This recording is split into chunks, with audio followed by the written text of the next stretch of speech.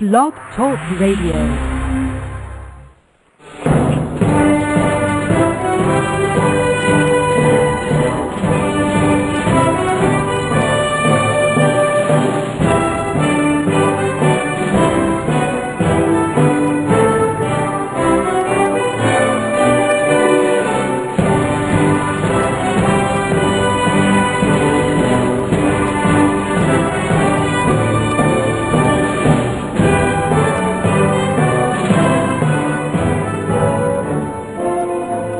Meus amigos, estamos aqui de volta. Começamos aqui invocando a Santíssima Virgem Maria e o Santo Padre Pio de Pietrelcina para que roguem a Deus que nenhuma injustiça se cometa nesse programa. Queria ler aqui para vocês um artigo que eu escrevi para o jornal mineiro Inconfidência. O Inconfidência é publicado por um grupo de militares da reserva, encabeçado pelo Coronel Migues, um grande amigo meu e um grande brasileiro. Então, o artigo chama-se Os Homens Certos no Lugar Certo. Chamar o Sr. Tarso Genro de terrorista e mentiroso, como o fez o deputado Jair Bolsonaro no memorável dia 15 de maio, é uma simples questão de rigor histórico. Quanto ao primeiro desses qualificativos, o ministro, que participou ativamente de uma organização dedicada a atentados e homicídios, sob a desculpa de lutar contra uma ditadura que ele chamava de assassina, mas colocando-se a serviço de outra ditadura incomparavelmente mais assassina, continua alardeando sua fidelidade ao marxismo, doutrina explicitamente terrorista. Por definição, o porta-voz de uma doutrina terrorista é terrorista, mesmo depois que a idade e as circunstâncias o dispensaram da parte mais grosseira e suja do serviço.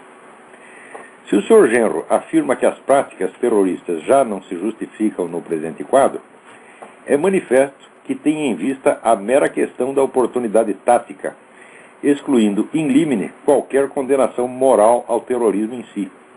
E é igualmente claro que mesmo sua restrição tática só se aplica ao Brasil, não a outros países da América Latina, de vez que até o momento nem ele, nem o governo que ele representa, nem o partido que os colocou no poder, abjuraram jamais da declaração de apoio aos métodos terroristas das Farc, assinada em 2002 no Foro de São Paulo pelo Sr. Lula da Silva.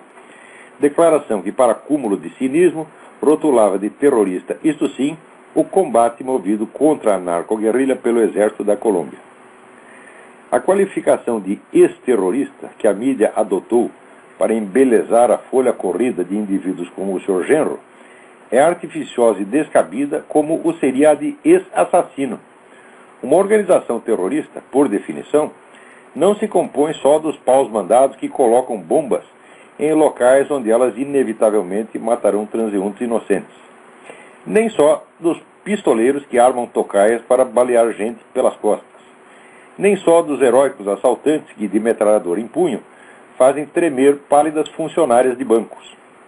Uma organização terrorista é uma hierarquia camuflada e sutil que sobe desde esses bafões até os altos postos da administração, da mídia e da diplomacia, de onde se estende sobre ela o manto protetor das meias palavras e das desconversas, exatamente como os agentes políticos do Foro de São Paulo em Brasília fazem com as Farc, o MIR chileno e outras gangues de assassinos, sequestradores e narcotraficantes. Se um soldado é dispensado da batalha, mas removido para posto administrativo, ele não foi para a reserva, está na ativa. Não é um ex-soldado, é um soldado. Se um terrorista já não tem de dar tiros e soltar bombas, mas continua mesclado à rede política que dá proteção ao terrorismo, não é um ex-terrorista, é um terrorista. Servindo ao governo do Foro de São Paulo, o Sr. Genro é uma das peças fundamentais da mais imensa máquina terrorista que já existiu no continente. É claro que por dentro ele se orgulha disso, desprezando e odiando aqueles que veem aí algum motivo de desonra. Quando ele foi obrigado a ouvir calado as palavras verazes do deputado Bolsonaro, foi de cabeça baixa, mas não de vergonha e sim de raiva, que ele se submeteu a esse humilhante ritual democrático, do qual, como membro ilustre da nomenclatura, estaria dispensado em Cuba ou na Coreia do Norte. E a raiva mal contida explodiu logo no dia seguinte, fazendo desabar sobre a pessoa do coronel Brilhante Ustra todo o insaciável desejo de vingança, todo o ressentimento insano que os terroristas de Brasília têm contra os militares que preferiram continuar servindo ao Brasil em vez de alistar-se nas tropas revolucionárias de Cuba.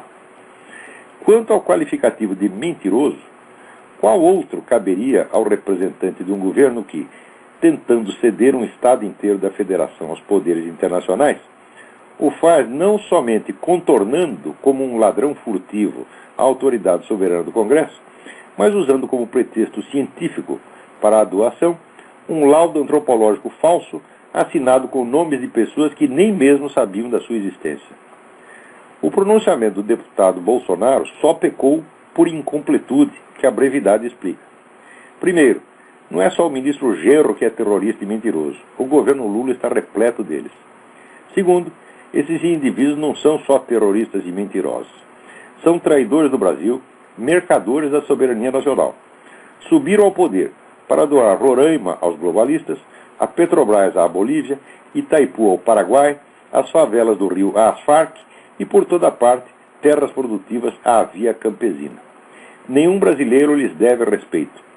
O simples fato de que alguém como o general Heleno, o deputado Bolsonaro, ou até um Zé Ninguém como eu, lhes dirigir a palavra, já é honra que não merece. Não digo que o lugar deles seja a cadeia, onde há delinquentes recuperáveis, nem o cemitério, onde repousam defuntos virtuosos, nem o lixo, que pode ser reciclado. Não há no mundo espaço apropriado para eles. Talvez somente o inferno os abrigasse. Foi por isso que criaram o Foro de São Paulo. Cada um deles é agora o homem certo no lugar certo. Vou ler também aqui para vocês um artigo que escrevi para o Diário do Comércio, que eu não sei o dia certo que vai sair. O do Inconfidência sai na quinta-feira. Vou fazer uma questão de divulgar essa coisa, porque acho que Inconfidência é um jornal que tinha que ter mais destaque, é um jornal extremamente importante. É muito lido entre os militares da ativa e da reserva. E é um jornal verdadeiramente corajoso. Sempre tive a maior apreciação pelo Coronel Migues e tenho cada vez mais. Agora vamos aqui. O editorial, o artigo do Diário do Comércio chama-se A Escória do Mundo.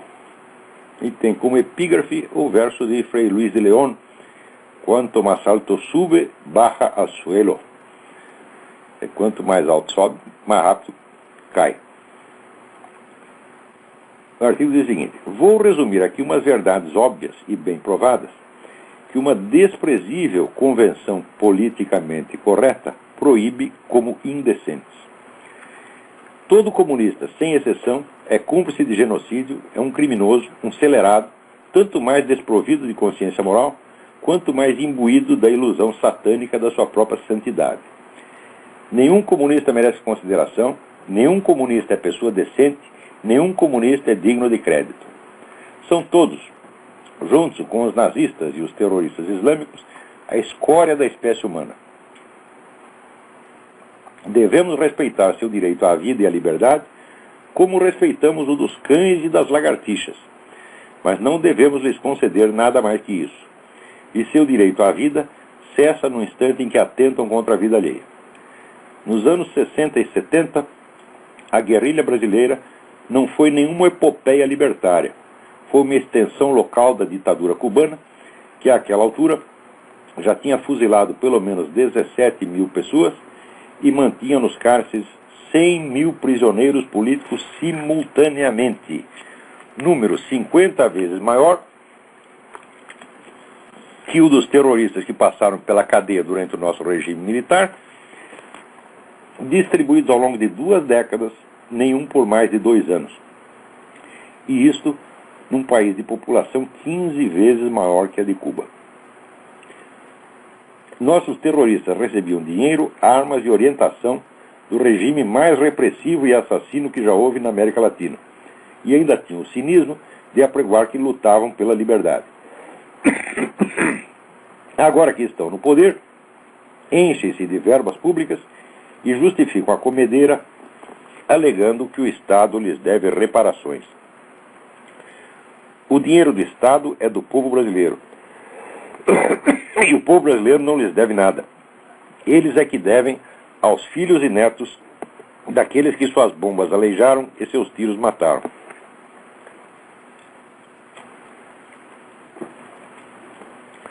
Perguntem aos cidadãos nas ruas: o senhor, a senhora, acham que tem uma dívida a pagar aos terroristas pelo simples fato de que a violência deles foi vencida pela violência policial? O senhor, a senhora, acham justo que o Estado lhes arranque impostos para enriquecer aqueles que se acham vítimas injustiçadas, porque o governo matou 300 deles, enquanto eles só conseguiram, coitadinhos, matar a metade disso? Façam uma consulta, façam um plebiscito. A nação inteira responderá com o mais eloquente não já ouvido no território nacional. É claro que os crimes que esses bandidos cometeram não justificam nenhuma barbaridade que se tenha feito contra eles na cadeia, mas justifica que estivessem na cadeia, embora tenham ficado lá menos tempo do que mereciam. E justifica que, surpreendidos em flagrante delito e respondendo à bala, fossem abatidos à bala. Mas eles não acham isso. Acham que foi um crime intolerável o Estado ter armado uma tocaia para matar o chefe deles, Carlos Marighella, confessadamente responsável por atentados que já tinham feito várias dezenas de vítimas inocentes. Mas, ao contrário, foi um ato de elevadíssima justiça a tocaia que eles montaram para assassinar, diante da mulher e do filho pequeno, um oficial americano a quem acusavam, sem a mínima prova até hoje, de dar aulas de tortura. Durante a ditadura, muitos direitistas e conservadores arriscaram vida, bens e reputação para defender comunistas, para abrigá-los em suas casas, para enviá-los ao exterior antes que a polícia os pegasse. Não há, em toda a história do último século, no Brasil ou no mundo, exemplo de comunista que algum dia fizesse o mesmo por um direitista. Sim, os comunistas são diferentes da humanidade normal. São diferentes porque se acham diferentes. São inferiores porque se acham superiores. São a escória porque se acham, como dizia Che Guevara, o primeiro escalão da espécie humana. Eles têm, no seu próprio entender, o monopólio do direito de matar. Quando espalham bombas em lugares onde elas inevitavelmente atingirão pessoas inocentes, acham que cumprem um dever sagrado. Quando você atira no comunista armado antes que ele o mate, você é um monstro fascista. Por isso é que acham muito natural receber indenizações em vez de pagá-las às vítimas de seus crimes. Quem pode esperar um debate político razoável com pessoas de mentalidade tão deformada, tão manifestamente sociopática? Um comunista honesto, um comunista honrado, um comunista bom, um comunista que, por princípio, diga a verdade contra o partido, um comunista que sobrepõe aos interesses da sua maldita revolução o direito de seus adversários à vida e à liberdade, um comunista sem ódio insano no coração e ambições megalômanas na cabeça, é uma roda triangular, um elefante com asas, uma pedra que fala, um leão que pia em vez de rugir e só come alface. Não existiu jamais, não existiu hoje, não existirá nunca.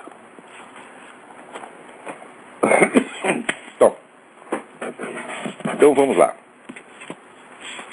Aqui o Felipe Tavares me conta que ele leu, recomendação que a minha esposa fez para ele, o livro do meu amigo Cliff Kincaid, Global Bondage, é o livro sobre a ONU.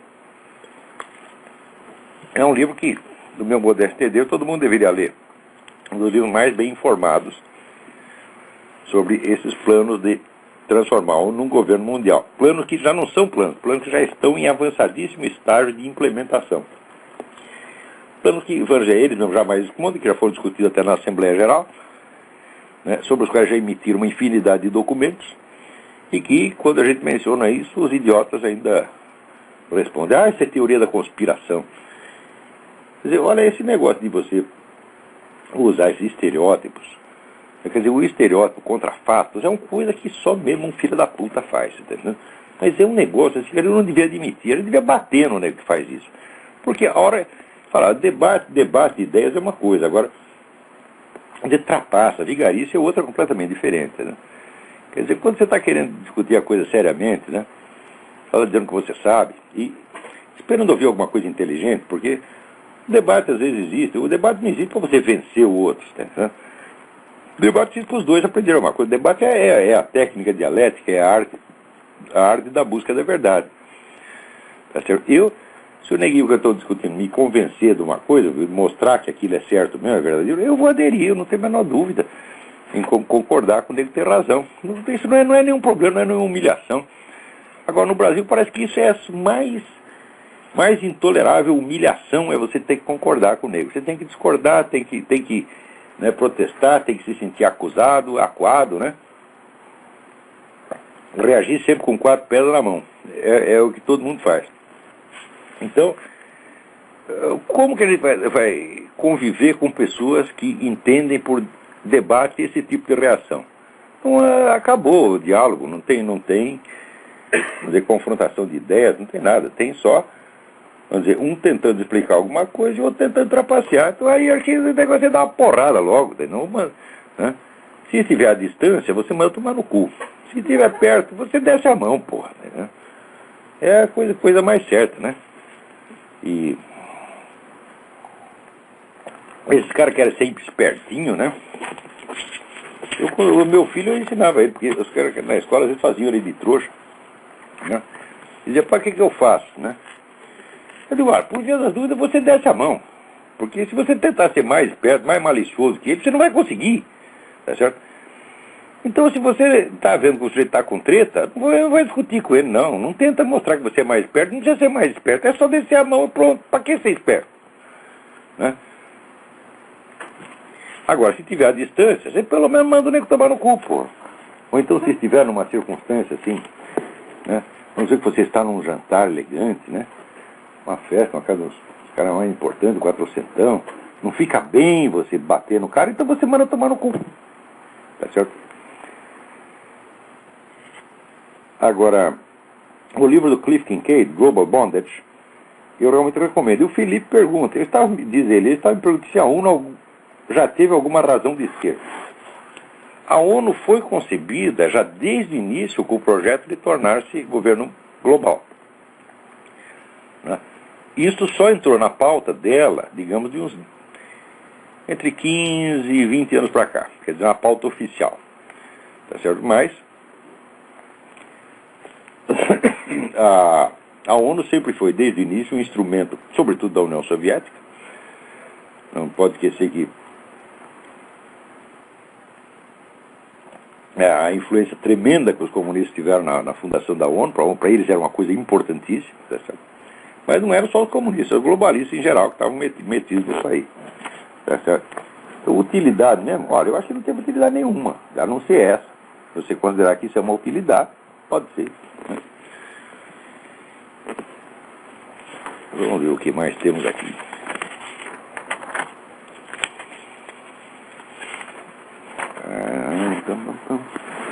Aqui o Tiago Tondinelli me avisa um negócio meio terrível aqui.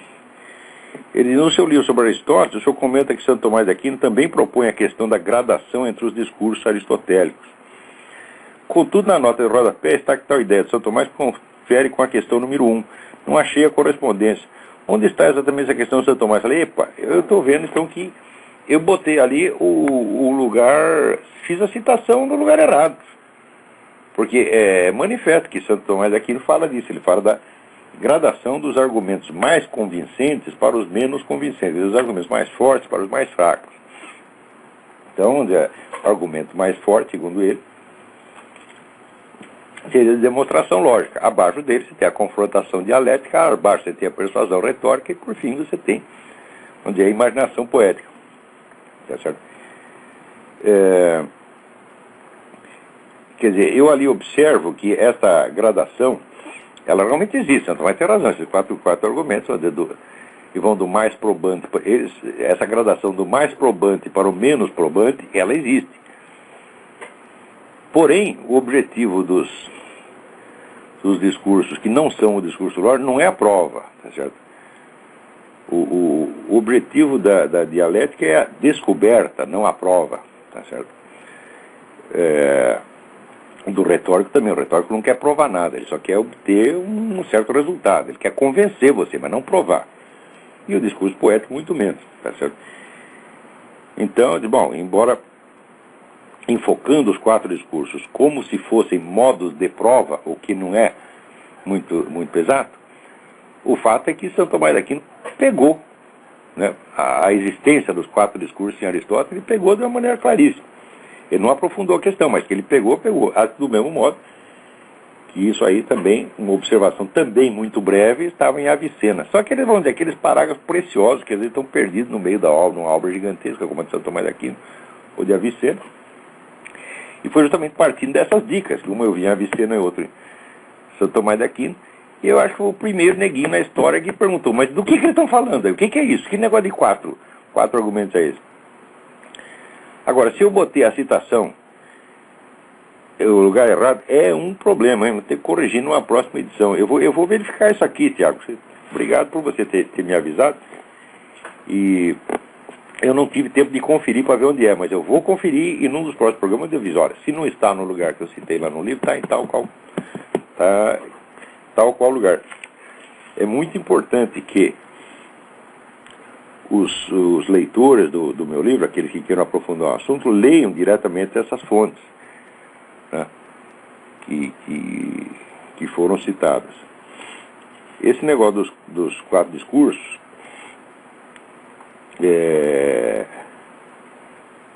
eu acho que é uma das coisas mais sérias, e eu acho que é a base da compreensão do pensamento de Aristóteles. Se você não entende isso aí, você perdeu a estrutura do pensamento de Aristóteles, mesmo porque uma característica de Aristóteles é que, embora ele seja o fundador da lógica, ele raramente usa a demonstração lógica. Por que ele usa? Porque a demonstração lógica só serve para o que você já sabe. Certo? Quando você já tem todas as premissas, então você faz a demonstração lógica. Agora, se você não tem as premissas, o problema é você descobrir as premissas. Como é que você descobre? Bom, você descobre por investigação dialética, confrontação dialética de hipóteses. Eu digo, bom, mas de onde você tirou as hipóteses? Você tirou de uma discussão pública já existente, isso é, você tirou da retórica. E como é que essas coisas entraram na discussão pública? Entraram porque veio da imaginação. Tá certo? Então, na verdade, o processo da investigação todo vem desde o discurso poético até a demonstração lógica final. Tá certo? Então, onde a unidade dos 4 discursos, nos quais eu vejo uma unidade, continuidade, como eu uso a imagem da árvore, né, que vai desde a raiz até as folhas e frutos, e não em termos de oposição, como via, por exemplo, Charles Percy Snow no livro As Duas Culturas, ou como viu o próprio Chaim Perelman, né? Eles falam muito de oposição, não tem oposição nenhuma, pô. Quer dizer, eu duvido que tenha algum neguinho que possa raciocinar logicamente, sem ter feito alguma confrontação dialética, pelo menos na sua própria cabeça, e algum outro que tenha feito a confrontação dialética sem puxá-la de uma disputa retórica já existente, e de alguém tem uma disputa retórica que tenha aparecido diretamente como disputa retórica e não como mera imaginação do possível. Então isso é uma perfeita continuidade dos 4. O investigador, na verdade, deve se esforçar para dominar os 4. Tem muita coisa que eu falo que às vezes as pessoas não entendem na hora. Por quê? Porque não pega exatamente o nível de discurso em que eu estou falando. Que, no entanto, deveria estar muito claro. Se eu estou dando uma sugestão poética, se eu estou fazendo persuasão retórica, se eu estou colocando uma disputa, uma confrontação dialética, ou se eu estou dando uma demonstração lógica. Aqui o Jefferson Bittencourt me escreve sobre a decadência dos valores morais. Nobreza, sabedoria, beleza são palavras que são usadas pela esquerda para gerar luta de classes. Não seriam os artistas de hoje os principais causadores da deturpação moral que deixa o brasileiro como cego para a beleza? Mas não tem a menor dúvida, Jefferson, não tem a menor dúvida. O que você chama de artista brasileiro é um bando de picareta, filha da puta, farsante, incapaz, você está entendendo? Quer junto uma patotinha que não sabe fazer nada, está entendendo? E tomam posse de órgãos como Embrafilme, né, universidade, etc., e se aplaudem uns aos outros. Cada um diz que o outro é gênio, tá entendendo? E a plateia em volta escuta aqueles caras, né, falando aquelas coisas que existem. Tu vê o filme que eles fizeram, lê o livro, vê que o filme é uma merda, né? Mas tá todo mundo dizendo que é coisa de gênio. Bom, você fica inibido, né? Eu também, quando era jovem, também ficava inibido. Falava, não, tem que ir lá ver esse filme aí do Glauber Rocha, né? As coisas do Santos, tal. Tem que achar genial toda essa coisa aí, né? Com o tempo é que eu fui estudar mais e vi que aqueles caras, eles não sabiam fazer um anúncio de televisão. Entendeu? Quer dizer, não, simplesmente não dominava a arte cinematográfica, não é nem de longe, né? Oi, peraí, tem alguém na linha aí. Quem é? Alô? Alô? Eu acho que caiu a ligação. Alô? Não estou ouvindo nada. Então, continuando aqui com o meu raciocínio, né? Então, não tendo nenhuma noção de beleza, eles fizeram uma estética da feiura, para justificar. Não é isso? Mas isso aí é que nem o sujeito que diz, olha, eu briguei com fulano, fui lá e meti a cara na mão dele, tá vendo? Você está simplesmente, né, invertendo a frase e tentando inverter a realidade. O negócio que é feio, o que é ruim, o que é uma merda é uma merda. Agora você diz, não é uma merda, é a estética da merda, né? Deu bela desculpa que você arrumou, né? Naquela época, eu me deixava enganar por essas coisas, e eu achava que, se eu fosse dizer que aquilo tudo era muito ruim, muito feio, eles iam dizer que eu era um filisteu, que eu era um grosseiro, um burguês sem sensibilidade, etc, etc. Mas hoje eu sei que quem não tinha sensibilidade era eles. Por quê? Porque eu continuei estudando, continuei assistindo filme, eu sei o que é um filme hoje. Aqueles caras não sabiam, né? Cinema novo inteirinho é uma merda, pode jogar tudo no lixo. Oi, quem tá na linha? Ô, alô? professor Olavo? Eu? Professor Olavo? Eu? Boa noite, Gomes de Piracicaba, como vai? Quem é? Gomes? Gomes de Piracicaba, tudo bem? Tudo bem, e o senhor? Tudo em ordem. O senhor está aproveitando o gancho aí. Eu assisti essa semana aquele filme do Michael Moore, Tiros em Columbine. O senhor assistiu o filme e qual a opinião a respeito? Eu assisti 15 minutos do filme, não aguentei ver mais. Agora, não ver o filme é tudo mentira. É porque ele compara com o Canadá, né? Ele pega o negócio que fica perto do menino de fábrica de armas. Tá certo? Que foi a presença da fábrica de armas que influenciou os meninos. Não era a Lockheed. Não era fábrica de arma merda nenhuma. Era fábrica, sei lá, de transistor, qualquer coisa assim. Foi mentiroso. Outra coisa, os meninos que fizeram aquele massacre lá em Columbine, os dois eram homossexuais, é proibido mencionar. O homossexual não mata ninguém, sabe? Ok. O maior viado da paróquia. Se ele matou alguém, ele se transforma automaticamente em machão na mídia, né? Em segundo lugar, os meninos tinham feito, na véspera, fizeram um vídeo dizendo que eles odiavam o cristianismo e que precisavam matar tudo quanto é cristão. No dia seguinte eles invadem a escola e saem matando. Agora, não pode dizer que foi um massacre de cristãos, que foi uma coisa antirreligiosa. Isso não pode. Então o Michael Moore escondeu tudo isso e deu outra interpretação. Esse Michael Moore é um vigarista, pô. Se eu encontrar esse sujeito na rua, eu pretendo dar um soco no nariz, você tá entendendo? Se abrir a boca, né, de encontrar o Michael Moore, o sujeito abrir a boca para falar comigo, falar bom dia, dou-lhe um soco no nariz. Uma coisa que eu achei interessante é que ele dá os números dos assassinatos por arma de fogo nos Estados Unidos no ano de 2000, que foram de 11 mil assassinatos por arma de fogo. Hoje nós temos no Brasil quase que 4 vezes isso. Pois é, exatamente. O que me assustou e ninguém fala nada, né, professor? Aqui na Virgínia, todo mundo tem arma de fogo, mas todo mundo tem no mínimo uma. Todo mundo, você pega, tem a velhinha que mora aqui na minha frente, a Miss Taylor. A velhinha tá armada até os dedos. Faz parte da cultura, né? Tem. Todo mundo aqui tem. E sabe o que acontece aqui? Nada. O acontecimento mais emocionante que tem aqui é a chegada do Correios, tá entendendo? Ou então, né? Ou então o cachorro saiu correndo atrás de um coelhinho. Pronto, isso aí é um drama, tá entendendo? Então, aqui é o lugar mais pacífico do mundo e está todo mundo armado. Agora, na Inglaterra, os caras proibiram as armas, o número de homicídios quadruplicou. Ao longo dos anos, quadruplicou. E os caras que inventam essas coisas, eles sabem que vai ser isso. Eles querem isso mesmo. Nós estamos assistindo atualmente, vamos dizer, uma obra planejada de divisão da sociedade, de criação do caos, de atomização da sociedade. Isso é ser, olha, qualquer processo de tomada do poder é sempre assim. Você primeiro tem que atomizar, esfarelar a sociedade para você eliminar os poderes intermediários. Então só sobra um poder lá em cima, separado dos caras de baixo por uma distância infinita. Quer dizer, você eliminando os poderes intermediários, o cidadão fica inerme, ele é obrigado a aceitar o que vem de cima porque ele não tem canais para reagir. É o que se faz hoje. Então, a atomização da sociedade, a divisão, é jogar as pessoas umas contra as outras, jogar homem contra mulher, branco contra preto, preto contra branco, né? O nacional contra o estrangeiro, o fumante contra o não fumante, né? O viado contra o machista contra o viado. Antigamente conviviam bem. Eu lembro quando eu comecei a trabalhar no jornal, metade era machista, não, metade não tinha tanto viado assim, 10% de viado, né?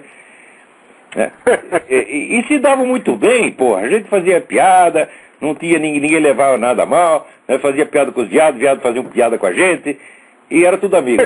Agora não pode mais. Agora não pode mais conversar um com o outro, né? É verdade. Essa coisa de colocar obstáculos na convivência humana. Né? O fumante, né? Antigamente o pessoal, fumava, por exemplo, você estava numa mesa, né? E tinha alguém ali, sei lá, tinha uma velhinha, a velhinha está passando mal, você para de fumar, porra, a coisa mais normal do mundo, né?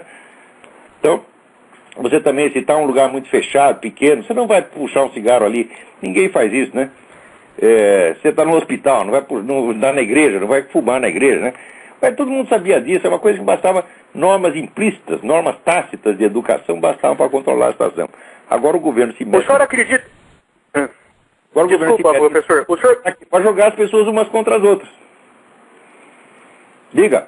Desculpa, continuando nessa mesma linha, esse filme, o último filme do Michael Moore, que tem a participação do Noam Chomsky, né, considerado aqui no Brasil o maior intelectual do momento, né? Um é uma puta e o outro é o dono do puteiro, porra. Ele fala desse filme A Corporação, exatamente vai de encontro ao domínio das corporações pelas nações, né? Eu não sei se o senhor assistiu esse filme. A ideia aí é o seguinte, esses caras falam né, mal de corporação, tudo isso aí é hipocrisia. Porque esses caras são sustentados pelas grandes corporações, tá certo? Através das fundações. Se não existisse Fundação Ford, Fundação Rockefeller, a gente já estaria livre desses filhos das putas há muito tempo. E eles recebem dinheiro, enchem o cu de dinheiro das corporações, e daí sai na rua, as corporações, é que é o Michael Moore, né? Falando mal lá da firma, e ele mesmo tem ações da firma. Isso tudo é um bando de hipócrita, porra. Não pode levar a sério esses caras jamais. Ora, bicho, eu não posso dizer que comunista bom é comunista morto, porque depois de morto continua tão filho da puta quanto antes, você tá entendendo? Verdade. Isso não presta nem quando nasce, nem depois que morre, tá certo? Melhor coisa com esses caras, nem matar os filhos das putas adianta, tá entendendo? Por quê? Porque se você vai tentar vencer os caras na base da repressão, da violência, tá certo? Sabe o que acontece? Você dá como nós somos pessoas humanas, não somos que nem eles, você dá 3 tiros nos filhos da puta, aí você fica com dó, que nem os milicos ficaram, né? Botaram os comunistas na cadeia, depois ficaram com dó. Eles disseram, coitadinho, vamos dar anistia pra eles. Chama todos os filhos das putas de volta ao que eles estão fazendo com o país, porra. Você tá entendendo? Então o que a gente tem que fazer com esses caras? Não é perseguir, não é nem botar na cadeia. A gente tem que desmoralizar, expor ao ridículo, botar os caras abaixo de bosta, fazer com que as pessoas apontem eles nas ruas, né? O menino diz, a mamãe, tá vendo aquele filho da puta ali? Aquele é comunista. Tá? O dia que acontecer isso, nós temos que criar, vamos dizer, o horror da sociedade por esses caras. Nós temos que mostrar que essas pessoas não são normais, que são pessoas de mentalidade sociopática, pessoas perigosas, tá certo? Desprezíveis, que não devem, vamos dizer, ser aceitas num ambiente decente. Porque tem, por exemplo, essa maldita burguesia de São Paulo, né?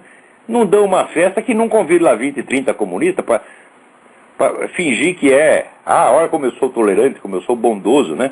E os comunistas são muito inteligentes, como o Roberto Marinho, quer dizer, sem jornal, sem comunista não se faz jornal.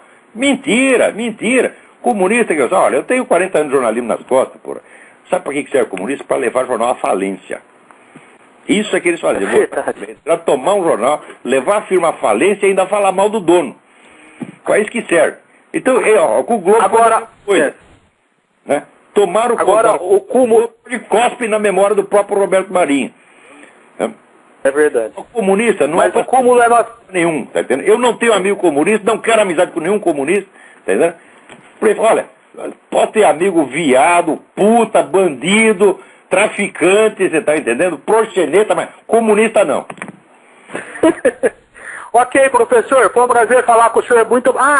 Eu queria uma referência de um programa que o senhor fez a respeito de uma, não sei se é de um link, a respeito de que que o senhor comentou que deveria se investir na educação na classe dominante, porque é desperdício de coisa dinheiro. Mais óbvia. Eu não lembro onde é que está isso, mas eu vou resumir aqui. Olha. Eu tô procurando essa matéria, que eu tenho uma reunião para fazer, e eu falei, puxa vida, seria uma ótima matéria. Eduque os mais. No Brasil eles querem começar a educação educando o povo inteiro. Eu falo, não dá, tem que educar os professores primeiro. Exato, é o que eu penso. Se faz assim, qualquer país do mundo, você vê. Exato. A Europa teve as grandes universidades antes de ter a educação popular gratuita para todos. Foi através das universidades que você vai criando elite, que aos poucos você vai podendo expandir aquilo para chegar a todo mundo. Agora, se vamos educar o povo inteiro, é mentira, porque você não tem pessoas que possam educar. Você tem professor que nem esse professor Carlão aí, esse cara que fica dando pulo que nem idiota lá e brincando de Al-Qaeda. Dizer que isso é um professor, porra, meu Deus do céu, isso é a mesma coisa dizer que confundir um prato de comida com um pinico cheio de merda, tá entendendo? Não é possível confundir. Esse cara não é professor nada, isso é um vigarista. É um vigarista, tinha que levar pontapé no meio do cu. Esse é que tinha que levar. Alô, professor? Oi, diga. Então, o senhor não tem essa matéria no site do senhor, não, né? Eu tenho. Com aquelas outras que o senhor já me indicou. Eu não lembro onde está. Faz um favorzinho, me escreve um e-mail que eu procuro o link e passo para você. O tópico do assunto, o senhor lembra o nome? Lembro perfeitamente. Me passa um e-mail para olavo@olavodecarvalho.org e eu te passo o e-mail com o link. Ok, então. Ok. Bom dia, né, professor? Ainda é dia aí, né? Ainda é dia. Aqui agora até dia. Um grande abraço. Quando vier Piracicaba, vamos comer um peixe lá na Rua do Porto. Vambora. Peixe do Mato Grosso, porque aqui não tem mais peixe. Um abraço, professor. Um abraço, tudo de bom. Até logo. Tchau. Até logo. Agora aqui, o Cássio Garcês me passou aqui um link que me deixou de cabelo em pé. Ele diz: tenho convicção de que todo esse ruído acerca dos povos indígenas é criado por entidades internacionais, em especial a Unesco. Hoje, por birra, resolvi olhar com maior atenção a tal reserva Raposo do Sol.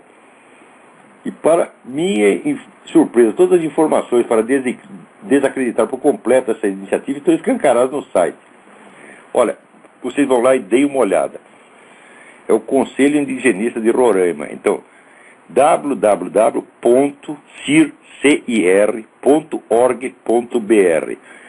Vocês vão lá e leiam a parte das parcerias. Parceria é um mundo, tudo quanto é organização globalista, fundação bilionária, tá certo? Bancos internacionais, o poder internacional inteirinho está lá em Roraima e dizem que é pros índios. Índio uma pinóia, ali tem meia dúzia de... Para cada índio que tem ali, tem 100 funcionários de ONG, funcionários da ONU, da Unesco, dos bancos, etc. É uma coisa horrorosa.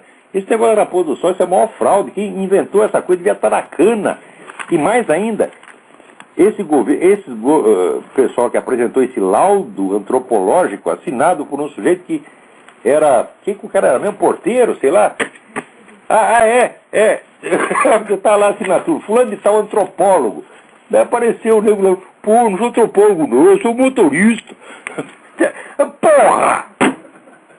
Caralho, chama o Alborguete. Só o Alborguete, eu não consigo, tá entendendo? Quer dizer, uma coisa dessa é para você ter aqueles ataques de loucura com o Alborguete. Tem isso aí esborrando a parede, tá entendendo? Porque é uma coisa que você não pode admitir. Agora, tem que ser educado para falar uma coisa dessa. Olha que o Tarso Genro, vai tomar no olho do seu cu. Pega esse relatório e enfia no rabo do presidente. Vocês tinham que estar na cadeia, dos vagabundos. Uma coisa dessa, em qualquer país do mundo, dá impeachment na hora. Imagina aqui nos Estados Unidos, né? O George Bush inventa, vamos supor o seguinte, o George Bush inventa aqui, ó, nós vamos aqui dar o estado do Texas pro México, tá certo? Né? Porque lá tem muito índio mexicano, tá aqui, fizemos uma pesquisa antropológica, lá só dá mexicano, tá certo? E tá aqui, daí quando você vai ver que assinou o laudo é o motorista do George Bush. Você imagina acontecer um treco desse aqui, o George Bush não fica naquela cadeira presidencial por mais de 5 minutos. Né? Você imagina lá o Sarkozy fazer isso, né? Qualquer país do mundo.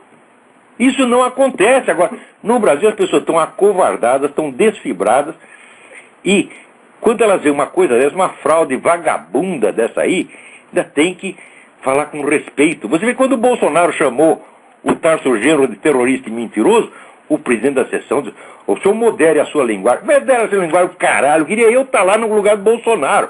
Você modera a linguagem do caralho, seu filho de uma puta. Eu estou aqui falando de crimes. Eu não estou brincando.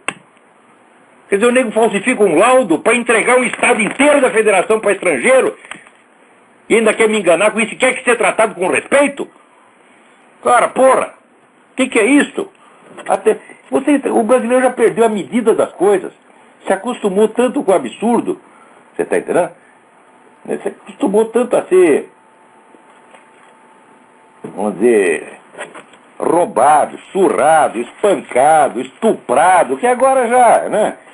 Você está lá sentado a piroca de rinoceronte, né? E não pode dizer ai, né? Você começa a dizer ai, o rinoceronte diz, modere a sua linguagem. Porra! Que é isso, porra? Olha aqui. Né, o Ministério Público deu entrada na 8ª Vara Federal de São Paulo uma ação civil contra o Exército e mais 2 de seus oficiais, já recolhidos a reserva Carlos Alberto Brilhante Ustra e Aldir Santos Maciel. Quer dizer, a dupla comandou a usina de torturas, mortes e desaparecimentos que o ditador instalou em São Paulo nos porões do DOI-CODE. Quer dizer, usina de torturas, mortes e desaparecimentos? O que é isso, porra? Esses casos todos de gente que diz que foi torturado, isso aí nunca foi averiguado. Sabe como é que é? A palavra de um chega lá, Zezinho e Manezinho. Né? Daí o homem da comissão de anistia pergunta, Zezinho, você disse que foi torturado, qual é a sua testemunha? É o Manezinho. Manezinho, você disse que foi torturado, qual é a sua testemunha? É o Zezinho. Pronto, e daí eles dividem a indenização, porra. Eles que são a comissão de tortura, de comissão de anistia, devia estar tudo na cadeia, porra. Porque essa brincadeira já passou dos 4 bilhões de reais. Tá vendo? O Ciro Gomes. Ciro Gomes aí no debate com outro lá dizia que não tem nenhuma despesa superior a 1 bilhão que a gente possa cortar. Até aí 4 bilhões, Ciro Gomes. Vai mentir na puta que eu pariu. Tem mais alguém na linha aí? Quem é? Luiz. Quem é? Bom. Luiz. Fala mais alto. Luiz. Luiz, tá muito bom. Eu queria retomar o programa anterior. Diga. Estava falando sobre o René Guénon. Diga. Dizendo que alguns livros são confusos e outros livros são mais, vamos dizer, mais fáceis, né? Aham. O senhor teria citar alguns livros que poderiam ser mais fáceis para quem não tem muita... Olha, existe um livro, você tem uma ideia do que fez esse cidadão, René Guénon? Tem um livro do autor francês chamado Paul Serrant, S-E-R-A-N-T. É uma boa introdução aí ao René Guénon. Mas, de qualquer modo, essa questão é muitíssimo complicada, tá entendendo? Por quê? Quando você entra nisso, o René Guénon não tem estudiosos, ele só tem adeptos e inimigos, tá entendendo? Né? Quando tem... O único sujeito que não está nem a favor nem contra do Guénon sou eu, porque eu estudei Guénon muito, eu li toda a obra do Guénon, cada linha que o sujeito escreveu, eu li e li no mínimo por baixo, 40 estudos a respeito, sem contar os livros principais, os discípulos e continuadores, como José Inácio, Michel Valsan, etc. Eu li tudo que tinha, tudo. Estudo essa coisa há mais de 30 anos, tá certo? Daí eu cheguei à conclusão de que, afinal, no fim das contas, o René Guénon foi uma das forças que impulsionaram esta invasão islâmica no Ocidente. Daí eu disse isso. O que aconteceu? Essa cambada de puxa-saco do René Guénon, tá certo? Não, você está acusando o René Guénon. Respondeu com uma histeria, falou, não estou acusando nem defendendo, eu estou dizendo aqui uma realidade histórica. Quer dizer, esse assunto é muito complicado, é desse assunto que as pessoas ficam loucas, porque existe muito partidarismo, muito emocionalismo barato, entendeu? E não é um assunto fácil, não. Mas o livro do Paul Serran pode te ajudar. Peraí, tem mais alguém na linha. Alô? Alô, Olavo? Sim. Alô, Olavo? Eu? Tá me ouvindo bem, Olavo? Perfeitamente. Quem está falando aqui é o Rui, do Rio de Janeiro. Rui, tudo bem? Tudo bom. Olavo, na verdade, primeiro eu quero agradecer pelas dicas dos livros que você tem dado no seu programa. No seu site também tem aqueles livros, aquela matéria sua antiga, livros que fizeram a minha cabeça. E eu tenho ali comprado alguns livros ali e eu estou tentando me dar uma nova formação, clássica de leitura, e agradeço a você pela dica de todos esses livros que você recomenda. Por a educação na Universidade Brasileira você não obtém nada. Cada um tem que se virar por si. É perfeito. Olavo, e outro motivo que eu estou ligando, na verdade, não sei se você já percebeu, o Talk Radio, ele inaugurou um sistema novo da gente falar com você. Eu estou fazendo uma ligação entre nós. Eu estou ligando. Peraí, a sua está chegando toda picotada aqui, o som está muito ruim. Ok, eu vou desligar então. Você pode repetir a última frase, por favor? O Blog Talk Radio, que você transmite aí, inaugurou um sistema chamado Click to Talk. Click to Talk. Então, a gente não precisa mais fazer uma ligação internacional. A gente liga normalmente como se estivesse falando assim de um MSN com você. E eu estou fazendo esse teste aí. Eu esqueci de avisar vocês disso aí. Tem isso mesmo. Eu esqueci, eu estou ficando... Eu já devia ter falado disso. Não tem problema. Porque eu sou meio interessado nessas coisas de tecnologia e percebi isso aí. Eu estou testando para ver se a ligação está saindo boa. O Alan Levi, o diretor do Blog Talk Radio, me mandou um aviso sobre isso aí e eu esqueci de passar o aviso. Mas muito bem lembrado, muito obrigado.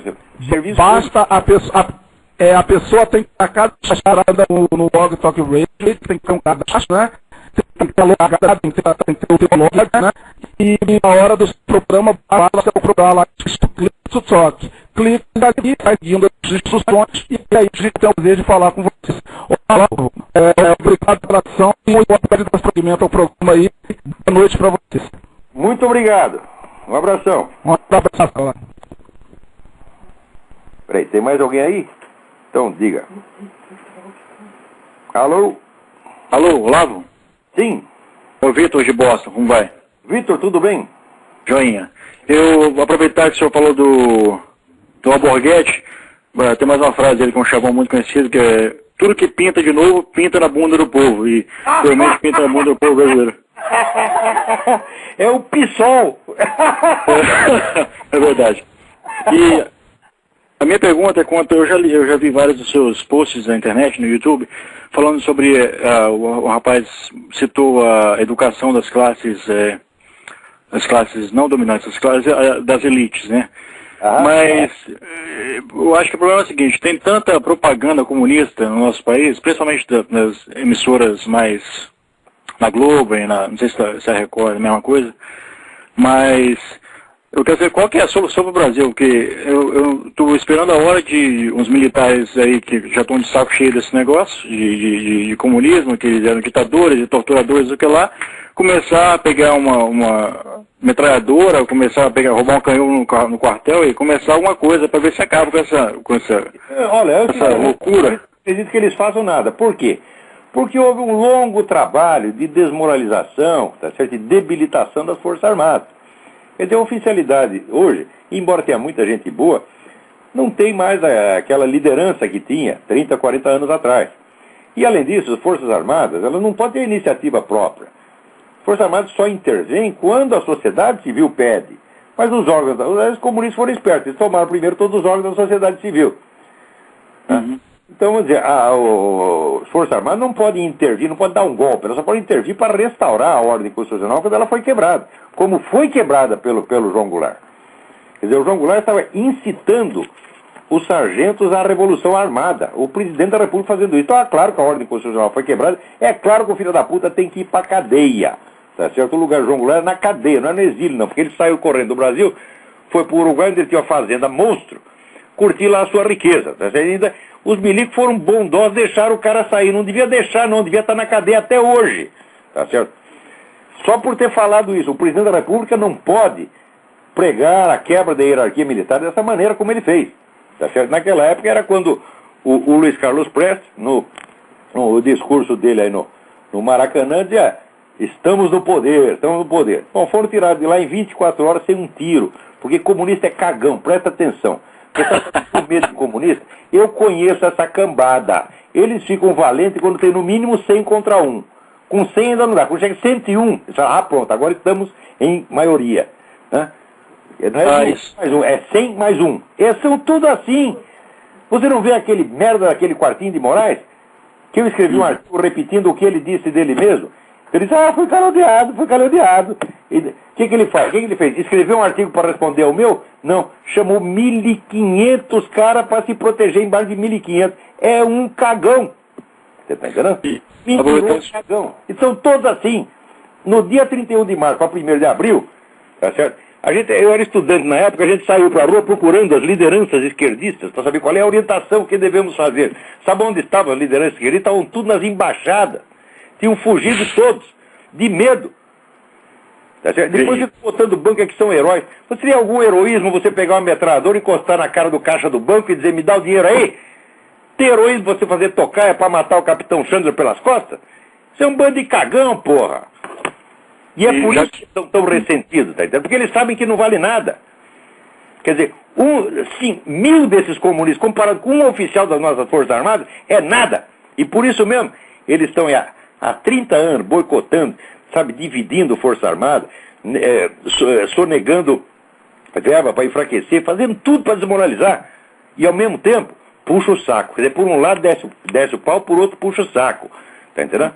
Então as Forças Armadas estão muito, como é que diz, fareladas hoje, né? Não acredito que façam nada, não. Então, olha, a solução aí é o seguinte: a solução individual é você dar no pé. Saia. Nós já fizemos isso, a minha família todinha fez isso. Você já fez, então se você puder trazer mais brasileiro de lá, traga. Eu trouxe minha esposa agora. Então traz mulher, filho, mãe, tio, sobrinho, papagaio, todo mundo tiver, tá, né?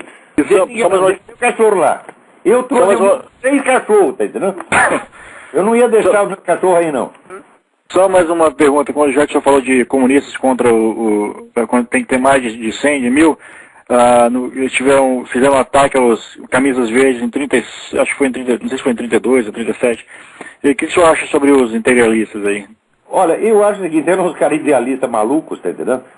Eu acho que o Plínio Salgado era um bom sujeito, tá entendendo? Mas eu acho que ele tinha que ir 12, tá entendendo? As ideias do cara eram muito esquisitas. Era uma boa pessoa, muito boa pessoa. E nunca teve nada de nazista. O Plínio Salgado é uma coisa que ninguém sabe. Quando começou a perseguição dos judeus na Alemanha, você sabe qual foi um dos primeiros políticos do mundo a escrever para o governo alemão para protestar? Foi o Plínio Salgado. É verdade. E como é que vai dizer que o sujeito é fascista, perigoso, truculento? Truculento é a mãe desses caras, porra. Você é a máquina propagandista, não. Nunca fez mal uma mosca. Agora, tinha umas ideias, aquelas ideias de negócio corporativo e também aquela coisa verde e amarela, tudo aquilo eu acho uma pataquada. Mas, moralmente, não se pode falar mal dele, não. Ok, obrigado, senhor Lavo. Obrigado eu. Você vê, o Plínio Salgado estava aí protestando contra a perseguição aos judeus, na mesma época que os partidos comunistas do mundo, tá certo? Estavam todos, vamos dizer, boicotando a Inglaterra, que daí começou a guerra, era só a Alemanha contra a Inglaterra. Só a Inglaterra estava ali resistindo. Aqui nos Estados Unidos, os comunistas faziam greve no porto para os navios americanos não poder levar comida e arma para os ingleses. Isso que os comunistas faziam por quê? Porque tinha um pacto. Agora eles ficam botando banca de que eram os grandes antifascistas. Antifascista é a sua mãe, porra. O que é isso? Bom, e aqui acho que nosso tempo... ainda tinha muita coisa para falar aqui. O pessoal me pergunta, o que você acha desse negócio do Lula, que ele finalmente disse que as Farc são organização terrorista? Ele não quer dizer, vocês ficam interpretando, não quer dizer nada, o Lula não sabe o que fala, pô. Ele falou isso aí porque não apareceu outra palavra, ele deixou um lapsus linguae, como se diz. Ele chamou os caras de terrorista, tá entendendo? Ele vive trocando as bolas, quer dizer, não quer dizer que agora ele está contra o terrorismo, está contra outra coisa. Lula é um mentiroso, vagabundo, salafrário. Diz, o Foro de São Paulo, durante 15 anos esconderam o Foro de São Paulo. Da hora que eu revelei, virou escândalo. Agora até o Clóvis Rossi na Folha fala do Foro de São Paulo. Né? Como ele diz, o Lula diz, o Foro de São Paulo ensinou à esquerda latino-americana que ela tem que concorrer em eleições em vez de fazer violência. Mentiroso, salafrário. Em 2002 estava lá você assinando manifesto de solidariedade às Farc, chamando de terrorista o governo da Colômbia. Quer dizer, é ajudando terrorista? Outra coisa, vocês protegem a Farc. Aí o Olivério Medina, qualquer nego das Farc seja preso no Brasil, se ajunta essa putada toda de PT, tá certo? Pra ir lá fazer movimento pra soltar o cara. Vocês protegem eles, porra. Ele não é protegendo terrorista que você vai implantar a paz na América Latina. Larga de ser mentiroso, Lula.